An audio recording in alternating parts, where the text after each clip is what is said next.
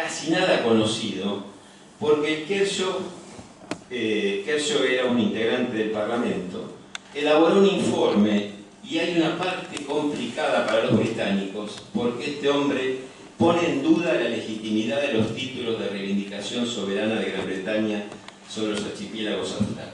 Así que este informe es difícil de encontrar. Vamos a avanzar sobre el informe. La estructura del informe. 5 partes dijimos al principio. La parte 1 es la introducción, donde hay fundamentos legales y razones de la investigación, fuentes, nomenclatura y la estructura. La parte 2, los antecedentes, donde se analiza lo hecho por el gobierno para solucionar el conflicto. Y se contempla el ámbito geoestratégico histórico, las negociaciones hasta el 2 de abril, el contexto internacional y regional en que tuvo lugar el enfrentamiento con el Reino Unido, el planeamiento de la Junta Militar y las negociaciones a partir del 2 de abril hasta el fin del enfrentamiento bélico.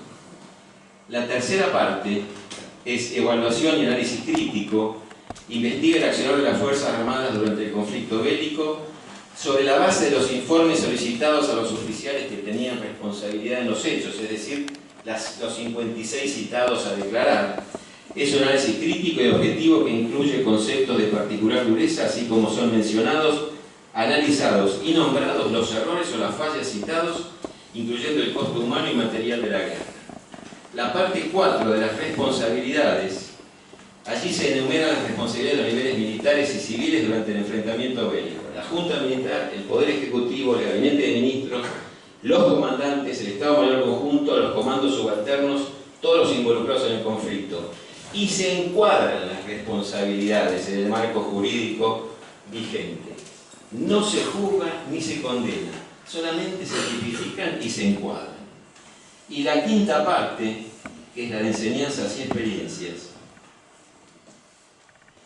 se puntualizan las recomendaciones adecuadas en cada uno de los siguientes aspectos: organización de la nación para la guerra, política militar, código de justicia militar, servicio exterior, inteligencia estratégica, acción psicológica, doctrina conjunta y debilidad de las Fuerzas Armadas en el conflicto. Estas 5 partes constituyen el cuerpo del informe final. Hay 16 tomos más, donde están todas las declaraciones de los 56 citados, más todos los documentos elaborados en todos los niveles de conducción, desde el presidente o desde la Junta hasta los jefes de unidades. En ese link que está al pie, www.casarosada.gov.ar, se puede leer, se puede bajar el informe completo, el original, más todo lo actuado por la Comisión de Desclasificación. Y finalmente, para aclararle a Charlie y para que no diga cosas que no son, el informe final, elevado a la Junta, fue clasificado con el carácter de secreto por el entonces presidente Mignone, y no por medio siglo ni por 50 años.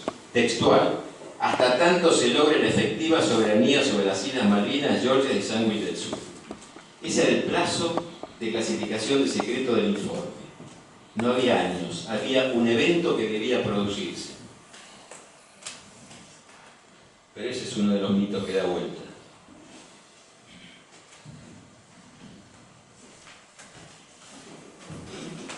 ¿Qué aportes hace el informe? El informe hace un aporte a la Ley de Educación Nacional 26206 del año 2006, que en su artículo 92, inciso B, dice que la cuestión Malvinas debe ser incluida en la currícula de todos los niveles de enseñanza de la Argentina. Esto no ocurre. ¿Por qué no ocurre? Porque Argentina no tiene leyes, la Argentina tiene sugerencias. Acá cada uno cumple lo que se le canta. Y los gobiernos no cumplen las leyes que ellos mismos promueven. La cuestión Malvinas no se estudia. No está en la currícula de las universidades, ni en los secundarios, ni en los primarios, y en ninguno de los institutos dedicados a la formación y perfeccionamiento de civiles y militares para la defensa. Por ejemplo, yo cursé mi maestría en Defensa Nacional en 2009 y 2010 en la Escuela de Defensa Nacional, que capacita militares y civiles en el ámbito de la defensa en los niveles político y estratégico militar, coincidentemente los niveles que debió investigar el Rattenbach. En la currícula no está la cuestión Malvinas, ni soñar que esté el informe Rattenbach ni como elemento de estudio ni como elemento bibliográfico. Hace un aporte a la historia militar. ¿Por qué hace un aporte a la historia militar? Porque hay una frase que reza que la experiencia propia llega tarde y cuesta cara. Entonces, estudiando la historia militar, aprendemos de los errores de a quienes les costó. Da la casualidad, triste, de que la cuestión Malvinas se estudia en universidades de otros países, se estudia en colegios de guerra de otros países, por ejemplo, Estados Unidos, Gran Bretaña, Francia, Israel, Alemania, Italia, España y hasta en Panamá, donde estuve la semana pasada. Y en nuestras universidades no se estudia la cuestión Malvinas. Y en nuestras escuelas de guerra, y en nuestra escuela de guerra superior conjunta, donde se debe estudiar historia militar, no figura la cuestión Malvinas y no figura Rattenbach. Y esto no lo estoy inventando, es resultado de mi investigación de 2 años. El informe además tiene características de libro blanco. Por las dudas vamos a ver qué es un libro blanco. Un libro blanco, informe blanco o white paper refiere a algún tipo de documento oficial redactado por alguna organización o gobierno con el objetivo de ayudar a la sociedad a comprender un tema, resolver o afrontar un problema, por ejemplo, diseñar una política gubernamental a largo plazo o tomar una decisión. Los libros blancos se emplean especialmente en 2 ámbitos: el gubernamental, donde el área clásica es la defensa, y el comercial, por ejemplo, para ayudar a tomar decisiones políticas y de negocios. También el Rattenbach hace referencia al término lecciones aprendidas. ¿Y qué es lecciones aprendidas? La UNESCO dice que las lecciones aprendidas por su parte se vinculan con un aprendizaje proactivo que se articula en torno a 3 funciones principales: observación y recuperación de experiencias, acciones para cambiar el modo de hacer las cosas e incorporación y comunicación fluida de estos cambios.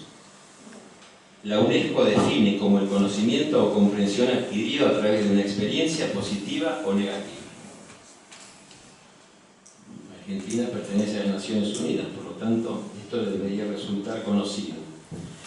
Y además, el informe nos brinda un marco ético desde lo profesional y desde lo educativo. ¿Y por qué? Porque una de las cuestiones que hacen a la ética de un Estado es la educación, la formación y la difusión. Entonces, hay conducta ética cuando educamos, formamos y difundimos. El Estado Nacional hace caso omiso a estas cosas, no obstante haber sido desclasificado el informe en el año 2012. ¿Quiénes son los beneficiarios directos de la existencia de este informe público y oficial? Los directos son los civiles y militares que se capacitan en la defensa y el sistema de defensa nacional. Y el sistema de defensa nacional no son solamente las Fuerzas Armadas. Las Fuerzas Armadas son el instrumento militar de la defensa. Hay más alrededor del instrumento militar que conforma el sistema de defensa nacional. Y de paso, Argentina hoy no tiene sistema de defensa nacional. Este sí es un comentario mío y no del Rattenbach. Otros beneficiarios relacionados son las universidades y el ISEN. El ISEN es el que se encarga de formar a los diplomáticos. Es el Instituto del Servicio Exterior de la Nación. Lamentablemente tengo malas experiencias con nuestros diplomáticos en relación a la cuestión Malvinas, porque en el ISEN tampoco se estudia.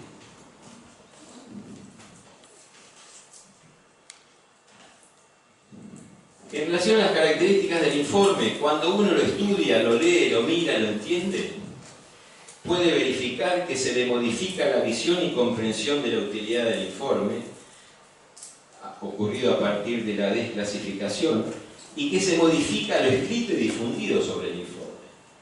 empezamos a tomar conciencia de qué es el informe, qué dice y para qué sirve. Algunos aspectos comunes que he rescatado. Es un documento de importancia capital para el estudio del conflicto de 1982, porque es el único documento público y oficial que investigó las responsabilidades de los niveles político y estratégico militar del conflicto. No hay otro. El informe Calvi, al que hizo referencia Alejandro, solamente enfoca el ejército. Si alguien quiere saber algo de lo que pasó en el 82, no tiene más remedio que ir al informe Rattenbach. Ahora, ha sido utilizado de diversas maneras y hay muchas instituciones, personas, políticos, periodistas que están queriendo que el informe diga cosas que no dice, porque le aplican el contenido ideológico y político para tratar de encontrar la justificación a sus posiciones, en vez de analizarlo objetivamente y ver realmente qué está diciendo. Por eso digo yo, que según la postura ideológica de quien lo utiliza, se buscan aquellos aspectos que fundamentan esa posición. Esto es un error. No ha sido considerado por los institutos educativos del Sistema Nacional de la Defensa, ya lo dije, contribuye parcialmente al cumplimiento de la Ley de Educación, ya lo dije, y ratifica y ejemplifica cuestiones centrales de la defensa. ¿Quiénes lo han utilizado? No los militares, no la defensa. Lo ha utilizado mayormente el Ministerio de Educación, antes y después del 2012. Antes del 2012 se confeccionó un documento que se llama Pensar Malvinas, que está en la web todavía, y que baja una línea relacionada con, yo digo, lo desmalvinizador. ¿Por qué? Porque hace referencia a la línea directa de lo expresado en el prólogo del libro del CECIM y a lo expresado en el prólogo de Osvaldo Bayer. Es decir, confunde exprofeso la dictadura, la represión, los desaparecidos, los chicos de la guerra, las pobres víctimas, y baja esa línea. Y eso se baja a todo el sistema educativo nacional. Esto no es buscar la verdad ni la memoria, esto es bajar una línea ideológica y política.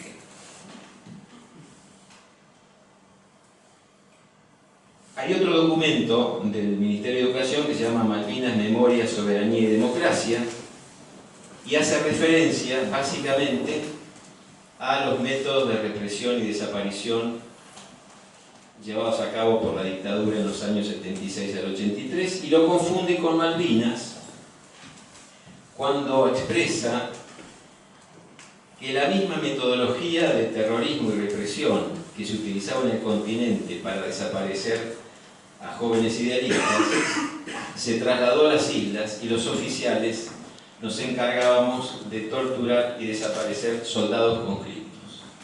En el continente era el pueblo, en las islas era el pueblo, porque los soldados conscriptos también eran pueblo. La pregunta que yo me hago es, ¿y los militares qué éramos? ¿Marcianos?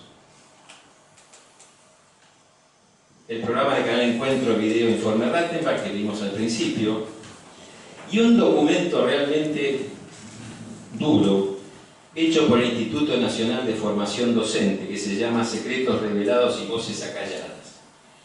El Instituto Nacional de Formación Docente llega justamente a esos niveles de formación, desde el Ministerio de Educación a toda la comunidad educativa, y muchísimos docentes e instituciones educativas recurren a esas páginas para encontrar material de formación. Este documento es particularmente duro porque, además de perseverar en la línea de Pensar Malvinas, introduce otra vez cosas que no figuran, como son declaraciones de soldados torturados, estaqueados, vejados, etcétera, etcétera, etcétera. Referencias a que los oficiales se encargaban de torturar a los soldados en aquellos días del 82. Después voy a hacer un comentario a este respecto. Lo mejor que encontré es en el punto 9, la colección de fascículos publicados por el matutino Tiempo Argentino en el año 2012. Cualquiera puede pensar que Tiempo Argentino tiene un sesgo ideológico contrario a Malvinas o a lo militar o a lo nacional. Sin embargo, esa obra, que se editó semanalmente a lo largo de 30 semanas, es lo más completo, objetivo, serio y veraz que encontré después del informe Rattenberg. La colección de fascículos publicados por el matutino Tiempo Argentino, que también está en la web de Tiempo Argentino. La otra cara del informe Rattenberg es un trabajo de Rosendo Fraga, que dice, sí, el informe dice muchas cosas relacionadas con incompetencia, con negligencia, con incapacidad, con improvisación, con errores, pero también dice cosas buenas, porque en Malvinas no todo fue malo, también se hicieron bien cosas, y las cosas que se hicieron bien están en los niveles tácticos. Repito lo primero que dije, de que una victoria táctica o un acierto táctico no enmienda un error estratégico. Pero ¿saben qué? En el nivel táctico son donde se pone el pecho a las balas. No hay forma de escapar de la situación. En el nivel estratégico me puedo escapar con un dibujito, con un plano, con lo que fuera, o con un mapa. Pero en el nivel táctico estoy en la trinchera, estoy en la posición, estoy en el pozo. Entonces en el nivel táctico había que hacer las cosas de la mejor manera posible, porque además de la patria estaba en juego la vida de cada uno.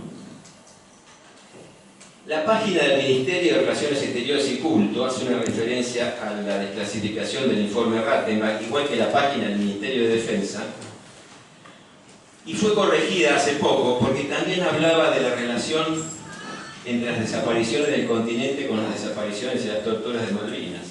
La página del Ministerio de Relaciones Exteriores. No estamos hablando de una bajada de línea ideológica y política, estamos hablando de la Cancillería.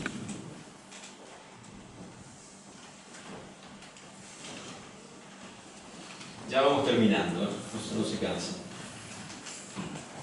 Las responsabilidades emergentes. ¿A qué llamo responsabilidades emergentes? A los culpables de esconder el informe durante 30 años. El proceso, el primero. El que ordenó hacerlo fue el primero que lo tapó, fue el primero que lo escondió. ¿Por qué? Porque estaba bien hecho. Todas las dirigencias castrenses de aquella época, hasta el 2012, porque del 2012 para acá las dirigencias castrenses no pueden hacer nada, ya se desclasificó y ya se hizo público. Pero ningún militar del 83 al 2012 hizo nada para que esto se haga público. Las ciencias sociales, colonizadas por lo que yo llamo la izquierda vernácula, permítanme que yo los haya bautizado ladri progresistas, porque confunden las cosas. Y las ciencias sociales se encargaron de buscar en el informe lo que el informe no dice. En vez de ir a buscar las cosas que el informe sí dice y descubrir fundamentalmente las vivencias y las experiencias humanas de quienes participaron del conflicto en todos los niveles. Todos los gobiernos del 82 al 2012, sobre todo las áreas de educación y defensa, porque ninguno de ellos abogó seriamente por la desclasificación del informe. Y porque la desclasificación del informe surgió de iniciativas individuales, de estamentos no relacionados directamente al Estado Nacional, y luego de 30 años, yo les voy a contar por qué se desclasificó el informe.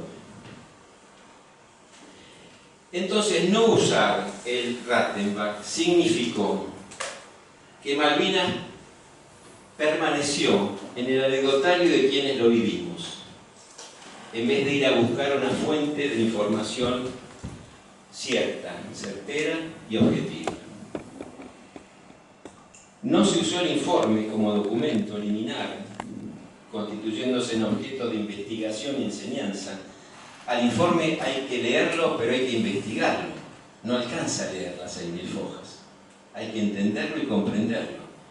Y hay que enseñarlo en forma seria responsable, documentada, fundamentada, desideologizada y profesionalizada. Lamentablemente el informe se viene enseñando y se viene difundiendo con una carga ideológica para justificar esas posiciones ideológicas que son antinacionales. El informe no se utiliza para estudiar el conflicto. No está en las universidades, no está en la escuela, no está en los colegios, no está en los institutos militares. ¿Para qué se utiliza? Para nada. No se utiliza para estudiar el conflicto. Y permítanme que diga que los que hablan del informe guitarrean. Y los que estudian el informe no utilizan esta pieza. Los cientistas sociales, y acá vuelvo, y el propio gobierno que lo desclasificó, y una prueba es la confección de ese video, el informe Rattenbach, buscan en las páginas del informe datos para identificar responsables de malos tratos a los soldados y otras faltas que por su finalidad original el informe no les va a dar, porque el informe mira para otro lado y siguen buscando ahí la tortura. Entonces, ¿para qué se debe usar? Debe usarse para lo que está hecho y debe usarse para lo que muestra. Perdón, me pasó.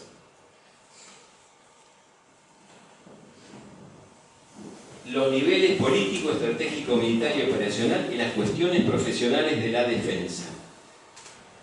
Ver cómo se hizo el planeamiento, la inteligencia, la logística, la relación entre las Fuerzas Armadas, los procesos decisorios de los comandantes, la concepción con que los comandantes constituyeron el escenario internacional y sus efectos en la dinámica del conflicto.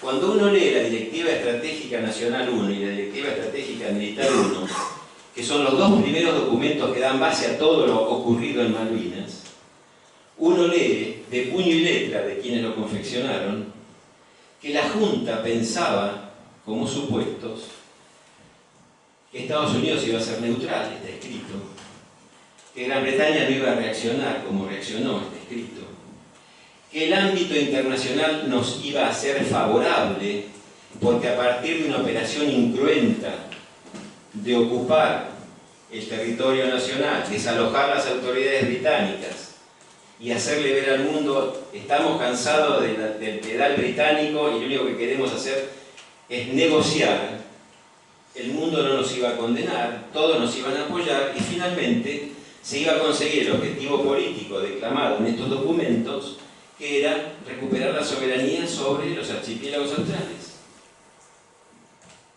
La Junta pensó esas cosas porque solamente trabajaron ellos tres, con un grupito de muy poquitas personas que se encargaron de diseñar, de planificar y de ejecutar en forma sobresaliente la Operación Rosario.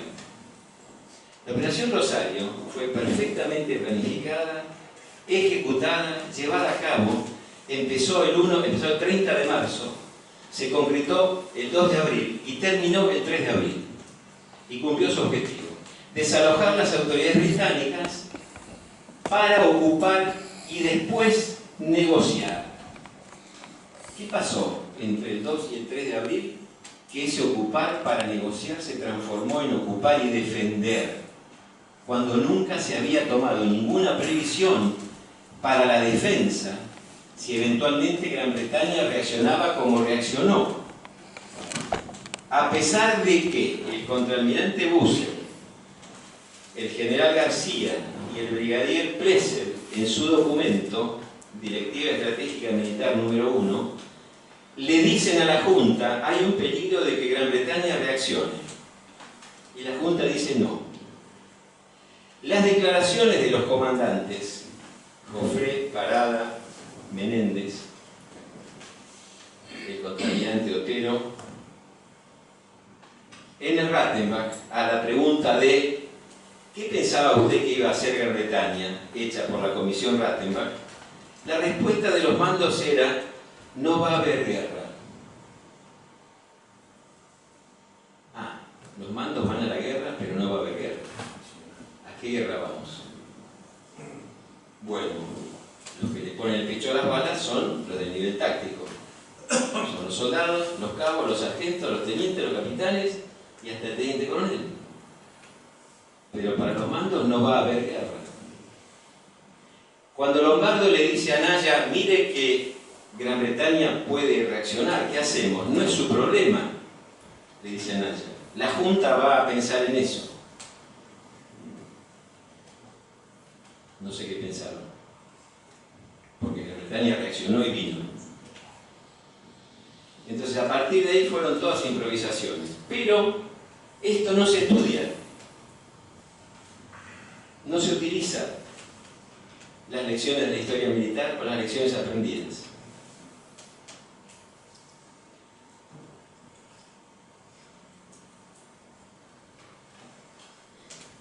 Conclusiones a las que podemos arribar tranquilamente. El Rattenbach es el único informe oficial, público y completo que analiza y evalúa los más altos niveles de la conducción del Estado Nacional en aquel conflicto. No hay otro. El informe cambió la perspectiva del conflicto y de su estudio porque muestra la enorme complejidad de las decisiones que debieron adoptarse y de lo que suele citarse con una simpleza desvergonzada como la guerra absurda del general borracho.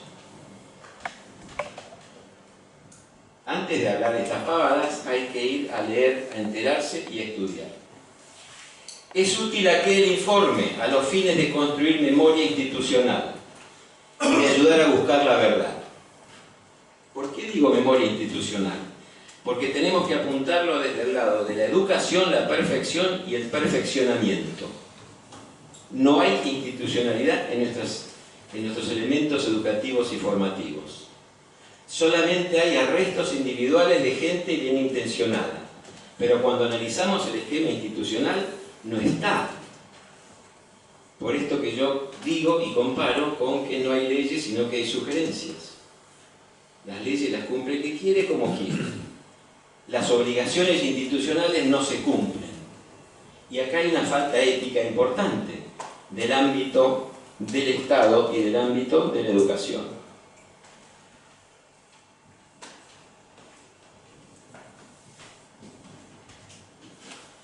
En relación a la autorreferencialidad, les hago un párrafo y termino con que el diagnóstico del Rattenbach, o que nos da el Rattenbach, construido simultáneamente con una dinámica de autoconocimiento institucional, conduce naturalmente o casi naturalmente a la elaboración de una intervención educativa y pedagógica en las instituciones educativas y formativas. Es decir, algo hay que hacer, porque no se hace nada. Y el algo hay que hacer no es solamente educativo, no es solamente colgar la currícula de una carrera. Hace falta una intervención pedagógica que cambie la forma de pensar, de estudiar y de aprender. No es solamente le pongo la currícula. Le pongo la currícula y capacito a los responsables. Y en relación a la autorreferencialidad, porque consta en mi tesis, el informe se empezó a desclasificar en enero del 2011, o empezó el proceso de desclasificación en enero del 2011. En enero del 2011 yo estaba asesorando a un productor cinematográfico que quería hacer una película sobre Malvinas.